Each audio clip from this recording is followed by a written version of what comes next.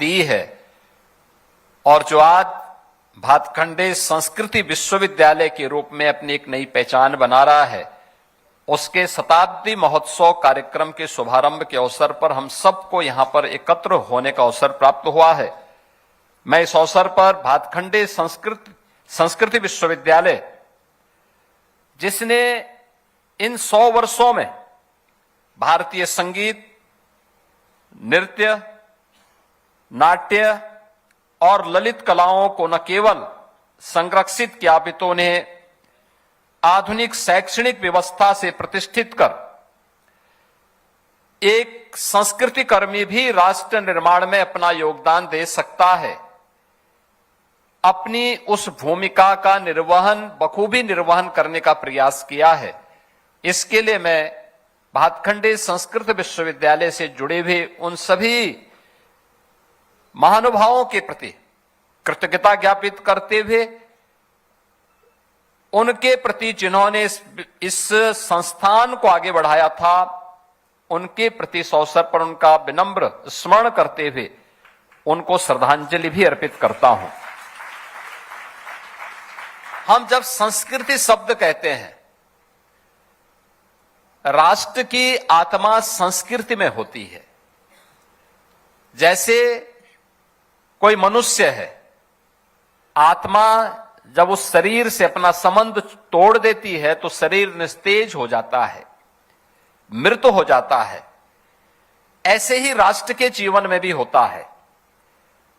अगर उसकी संस्कृति उससे अलग कर दिया जाए तो राष्ट्र निस्तेज हो जाता है, खंडर हो जाता है, अपनी पहचान को खो देता है।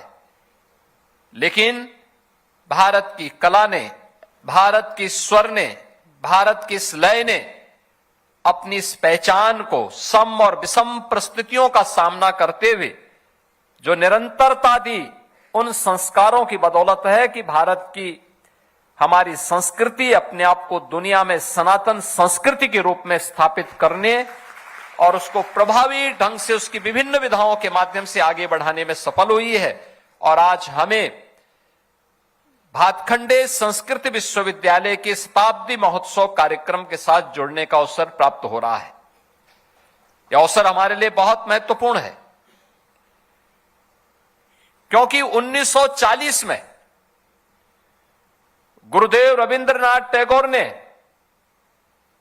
अपना जो पत्र जारी किया था, उन्होंने उस समय इस संस्थान को उन्होंने विश्वविद्यालय के रूप में संबोधित किया। लेकिन 1940 के बाद 1947 में भारत आजाद होता है। 1950 में भारत का संविधान लागू होता है। 1947 से लेकर के लगातार 2017 तक सरकारें आती गईं, जाती गईं। लेकिन मैं धन्यवाद दूंगा तत्कालीन राज्यपाल श्री राम नाईक जी ने।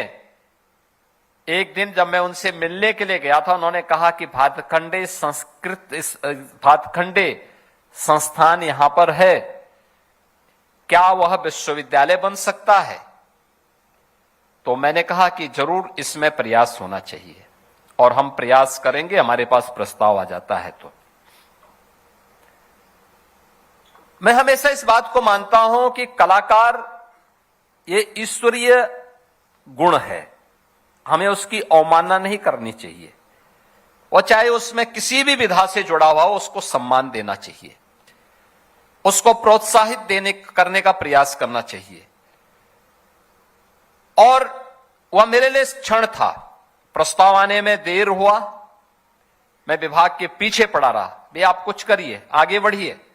लेकिन मुझे प्रसन्नता है कि गुरुदेव रविंद्रनाथ टैगोर ने जो कल्पना की थी कि विष्णु नारायण भातखंडे जी की, पंडित विष्णु नारायण भातखंडे जी की भावनाओं के अनुरूप विश्वविद्यालय के प्रस्ताव को हम आगे बढ़ा सकें, और 2022 में हमारी सरकार ने इसको विश्वविद्यालय के रूप में मान्यता दी। और आज भातखंडे संस्कृत विश्वविद्यालय उत्तर प्रदेश का पहला संस्कृत संस्कृति का विश्वविद्यालय बनकर के हमारे सामने खड़ा है। मैं धन्यवाद दूंगा कुलपति जी को, प्रोफेसर मांडवी सिंह जी को, इस बात के लिए कि इन्होंने विश्वविद्यालय के कुल गीत के साथ ही विश्वविद्यालय का जो लोगो था, लोगो एक पहचान होती है, उसका जो थीम भी दिया वो दिया नादाधीनाम जगतः, यानी नाद के अधीन ये पूरा जगत है। कितना सुंदर। क्योंकि जब कुलपति जी मुझसे मिलने के लिए आए, मैंने 2-3 बार लोगों को मना कर दिया। मैंने कहा बेकार लोगो आप बना रहे हैं। एक बार तो आया था केवल भातखंडे संस्कृत विश्वविद्यालय। मैंने कहा हमारा थीम क्या है, विजन क्या है, हम क्या बोलना चाहते हैं इसके माध्यम से,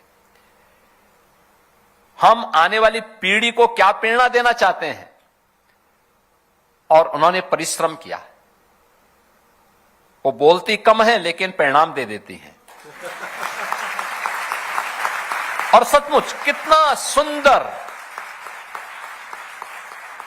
कितना बेहतरीन प्रस्तुति है।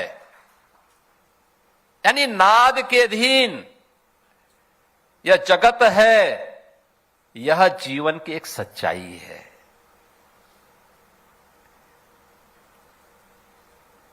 आपने देखा होगा इस जगत का पहला स्वर है ओंकार का। यह आप कभी, एक नाद योग होता है, योग की उसमें अगर आप जाएंगे, कभी देखेंगे, कभी अपने कानों को बंद करके अपने अंदर के स्वर को सुनने का प्रयास करेंगे कि नाद की तरह वो गूंजायमान करेगा। और यही जगत की सच्चाई भी है, यही विज्ञान भी कहता है, अध्यात्म भी यही कहता है, और संस्कृति भी यही कहती है, और यही भातखंडे संस्कृत विश्वविद्यालय भी कह रहा है कि नाद के अधीन यह जगत है, और उस नाद को पहचानना यही संगीत की अलग अलग विधाओं के द्वारा किया जाने वाली वह साधना का हिस्सा है। कोई स्वर के माध्यम से, लय के माध्यम से, कोई नाट्य के माध्यम से, कोई उसे अन्य तरीके से अलग अलग विधाओं के माध्यम से उसकी प्रस्तुति करता है। और वह प्रस्तुति अब यह भातखंडे संस्कृत विश्वविद्यालय के माध्यम से हम सबको देखने को मिलेगी। और मुझे बहुत अच्छा लगा कि यहां के पूर्व कलाकारों को आज यहां के पूर्व छात्रों को सम्मानित किया गया। और बहुत अच्छा मैं देख रहा था, यहां पे लोग आए थे, उन सब की अपनी प्रस्तुति होती है। उनके माध्यम से न केवल वह भातखंडे की इस परंपरा को, बल्कि जहां कहीं भी जाते हैं उत्तर प्रदेश को भी उनके नाम पर एक पहचान मिल जाती है, एक सम्मान मिल जाता है। और मैं इसीलिए माननीय अवस्थी जी से ये कह रहा था कि आप आज अकेले आए हैं, अवनीश अवस्थी जी नहीं आए थे। मुझे कार्यक्रम होने जा रहा है, अवनीश अवस्थी जी ने सुबह सूचना दी, लेकिन वे स्वयं गायब हो गए। वे भी बहुत अच्छे कलाकार हैं, लेकिन वे आज यहां पे उपस्थित नहीं हुए।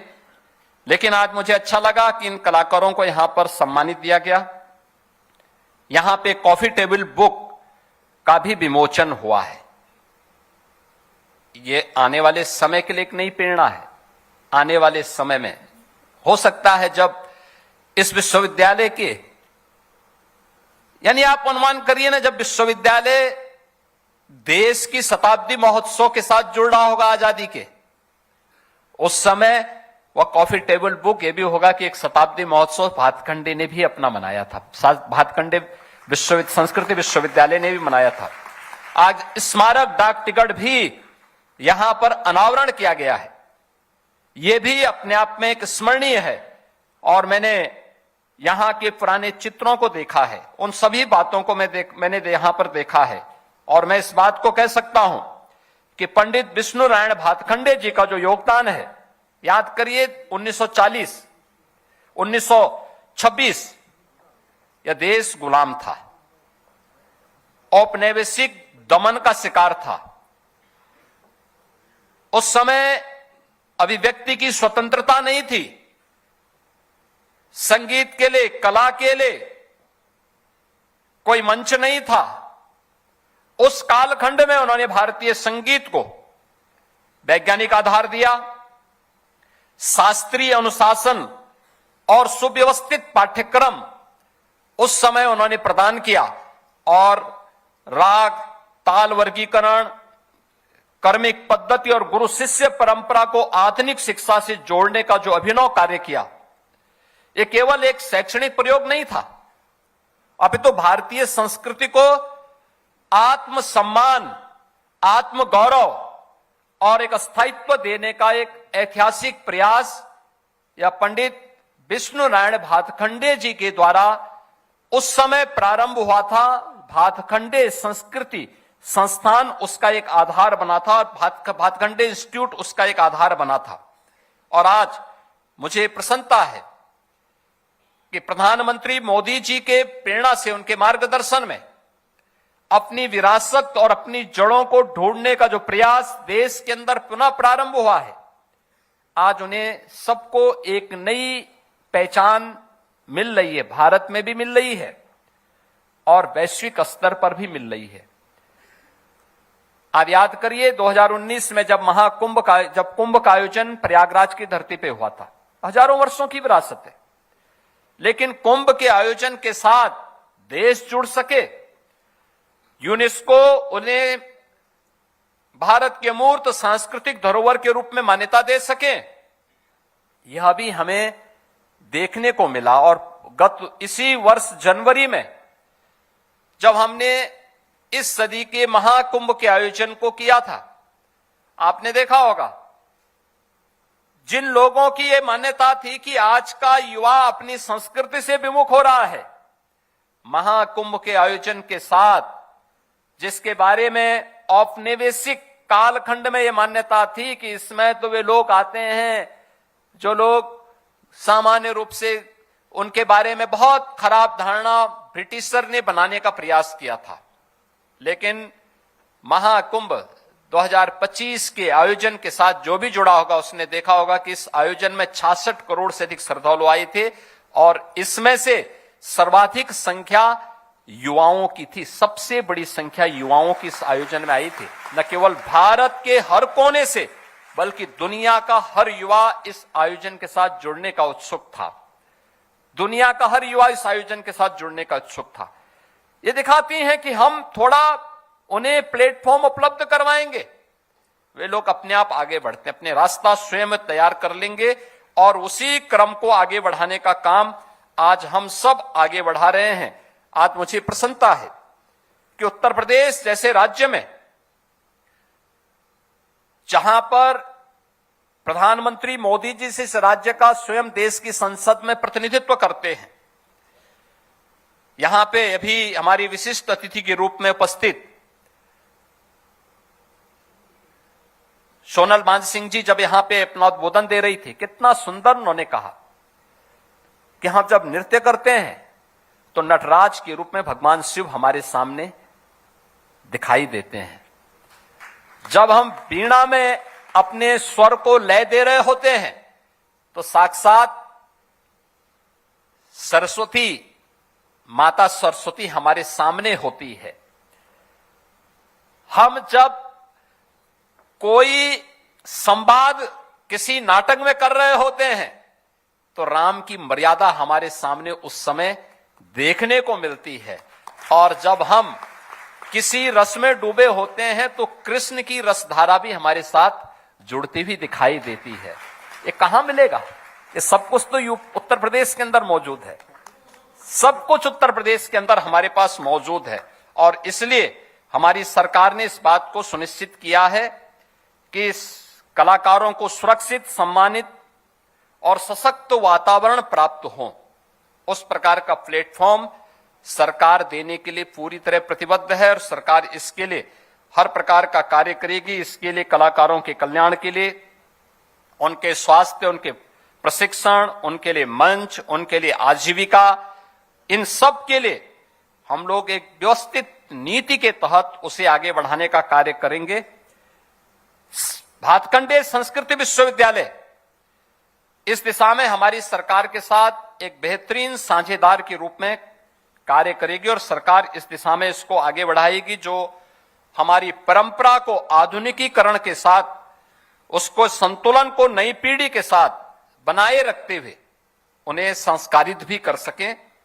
और मेरा मानना है कि यहां से निकला हुआ कोई भी छात्र होगा और किसी भी स्तर पर कार्य करेगा, वह भारत की शास्त्रीय परंपरा को, भारत की वैदिक परंपरा को, भारत की सनातन परंपरा को एक वैश्विक पहचान देने का अपना कार्य करेगा। आज के इस अवसर पर मुझे अब तक बताया गया है कि विश्वविद्यालय में शास्त्रीय संगीत की तीनों विधाओं, गायन, वादन और नृत्य, इन सब के सर्टिफिकेट और से लेकर के शोध तक का एक समन्वित शिक्षा यहां पर प्रदान की जा रही है। नाट्य कला में एवं चित्रकला में डिप्लोमा और स्नातक पाठ्यक्रम भी है। उत्तर प्रदेश में आजमगढ़ जनपद में हरिहरपुर गांव, आप जाएंगे वहां पे, कल भी आजमगढ़ के हरिहरपुर से एक छोटा सा मेरे सामने एक बच्चा आया था, मुश्किल से 6 वर्ष का बच्चा, अपने परिवार के लोगों के साथ आया था। तो मैंने उसको बुलाया, मैंने कहा भाई कुछ जानते हो? और मेरे सामने गाने लगा सारे गा मा, यानी पूरा संगीत की उन स्वरों को वह दोहराने लग गया। आप अनुमान करिए 6 वर्ष का बच्चा, ये हरिहरपुर गांव में। और इसलिए हमारी सरकार ने हरिहरपुर में एक संगीत महाविद्यालय की स्थापना भी की है। इसीलिए की है हम अपनी उस पहचान को, संस्कृति की उस पहचान को, कला के उस धाम को, उसकी पहचान दे सकें। और ये वह कार्य वहां पर आज मुझे लगता है कि अच्छे ढंग से हम लोग उसको आगे करने का कार्य करेंगे। और जितने भी हम लोग ये संगीत के महाविद्यालय बना रहे हैं, मेरा मानना है कि विश्वविद्यालय यहां पे तो अपना काम कार्य करेगा ही, कर रहा है। उससे एफिलेटेड जितने कॉलेजेस होंगे वहां पर भी उसके एफिलिएशन के साथ साथ वहां पे विजिट करना, वहां के छात्रों को भी, क्योंकि इसकी अपनी एक सीमा होगी और प्रदेश के अंदर हर छात्र यहां हो सकता ना आ सकता हो, वहां पे भी उसके लिए मंच मिले, वहां पे भी उसे हम आगे बढ़ा सकें। इन कार्यों को हमें आगे बढ़ाना है। कल्चरल क्लब योजना से प्रदेश के महाविद्यालयों में सांस्कृतिक चेतना का विस्तार करना, डिजिटल जो हमारे डिजिटलीकरण, जो भी हमारे दस्तावेज हैं उसको हम डिजिटल फॉर्म में रख करके संरक्षित कर सकें। अंतर्राष्ट्रीय और सांस्कृतिक सहयोग, वैश्विक मंचों में भारतीय कला की सशक्त उपस्थिति और इसमें विश्वविद्यालय की महत्वपूर्ण भूमिका अत्यंत महत्वपूर्ण हमारे लिए होगी। और मुझे ये बताते हुए प्रसन्नता है कि अब विश्वविद्यालय अपने नए कलेवर के रूप में आएगा। अब तक एक सामान्य अब 1926 में जब यह भातखंडे संगीत का एक छोटा सा केंद्र था, उस समय की आवश्यकता के अनुरूप वह सुविधाएं थीं, उस समय के लिए पर्याप्त थीं, आज के लिए अब कम है। और इसीलिए हमारी सरकार ने निर्णय किया है, हमने यहां पे लखनऊ में, यहां के काकराबाद लखनऊ में लगभग 6 एकड़ भूमि इस विश्वविद्यालय को प्रदान की है, जहां पर विश्वविद्यालय के नवीन भवन की स्थापना होनी है। और नवीन भवन के लिए मैं चाहूंगा कि विश्वविद्यालय भी और पर्यटन और संस्कृति विभाग भी इस बात को सुनिश्चित करें कि जो भी बने वह वैश्विक यानी ग्लोबल स्टैंडर्ड का होना चाहिए, वैश्विक मानक का होना चाहिए, जिसमें आधुनिक और समग्र परिसर सुविधाएं उस एक परिसर में उपलब्ध हो सकें। शिक्षा भी, शोध भी, साधना भी, सांस्कृतिक प्रस्तुति के लिए भी यह एक अच्छा कार्य वहां पे होना चाहिए। ऑडिटोरियम ये बना है, लेकिन मेरा मानना है कम से कम 2 ऑडिटोरियम होने चाहिए। एक छोटा हो 200-250 की प्रस्तुति के लिए, और एक बड़ा होना चाहिए 1000-1200-1500 बच्चों के लिए, कार्यक्रम के लिए, बड़ी प्रस्तुति के लिए वो ऑडिटोरियम होना चाहिए। ओपन थिएटर होना चाहिए, जहां पे किसी अच्छे उस पर वहां के बच्चे अपनी प्रस्तुति वहां पर दे सकें। अन्य सुविधाओं से अच्छी सुविधाएं होनी चाहिए, अच्छी लाइब्रेरी होनी चाहिए, अब तक की धरोहर को हम व्यवस्थित रूप से कर सकें। और इस पुराने परिसर को, इसको हटाना नहीं है, संस्कृति विश्वविद्यालय का ही पार्ट रहे, लेकिन इसको हम संगीत और उससे जुड़ी हुई विभिन्न विधाओं के एक बेहतरीन म्यूजियम के रूप में इसको आगे बढ़ाएं। पुरातन जितने भी स्थापना काल से लेकर के उसके संस्थापकों के साथ साथ पंडित विष्णु नारायण भातखंडे से लेकर के अब तक की उस पूरी परंपरा को, कौन कौन कब कब डायरेक्टर थे, कौन कौन यहां पे काम करने वाले लोग थे, किस रूप में उन्होंने सेवाएं थी, कौन यहां पे अच्छे शिक्षक थे, कौन यहां से अच्छे छात्र निकले हैं, उन सब को भी अगर हम यहां पे उनके आंकड़ों को एकत्र करके उसे आगे बढ़ा सकेंगे, एक बड़ी उपलब्धि विश्वविद्यालय के पास होगी और विश्वविद्यालय को इन कार्यक्रमों को आगे बढ़ना चाहिए। 100 यानी शताब्दी वर्ष महोत्सव का शुभारंभ हुआ है और प्रयास होना चाहिए। क्या विश्वविद्यालय के साथ साथ संस्कृति और पर्यटन विभाग को देखना चाहिए इन 100 दिनों में, इन एक वर्ष में, क्या हम विश्वविद्यालय से निकले हुए पुरातन छात्रों की 100 प्रस्तुति, अलग अलग दिन अलग अलग कलाकार को, और 100 उन प्रस्तुतियों के लिए भी तैयार होना चाहिए जो प्रस्तुतियां देश के अंदर अच्छे कलाकारों ने प्रस्तुत की हैं, उनको भी हम बुलाएं अलग अलग दिन अलग अलग अवसर पर।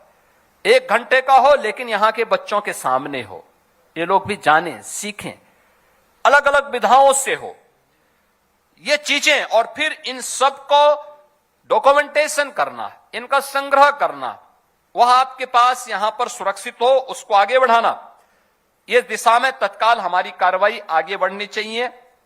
मुझे प्रसन्नता है कि विश्वविद्यालय ने कुछ अच्छे कार्य यहां पे प्रारंभ किए हैं, लेकिन इसमें अब हमें अपनी गति को आगे बढ़ानी पड़ेगी। और मुझे पूरा विश्वास है कि विश्वविद्यालय आज की आवश्यकता के अनुरूप प्रधानमंत्री जी के विजन विकसित भारत की इस परिकल्पना को साकार करने की दिशा में उठाए जाने वाले कदमों में, कला क्षेत्र में भी, संगीत में भी, नाट्य और अन्य सभी परंपराओं में भी हम लोग विश्वविद्यालय को एक वैश्विक पहचान दे सकेंगे। मैं शताब्दी महोत्सव के शुभारंभ के अवसर पर जिन कलाकारों को आज यहां पे पुरातन छात्रों को सम्मानित किया गया, उनका अभिनंदन करता हूं, विश्वविद्यालय को बधाई देता हूं, अपनी शुभकामनाएं देता हूं और विभाग से कहूंगा कि मजबूती के साथ इसे आगे बढ़ाने का आप काम करेंगे। आप सबकी प्रति मेरी मंगलमय शुभकामनाएं। धन्यवाद। जय हिंद।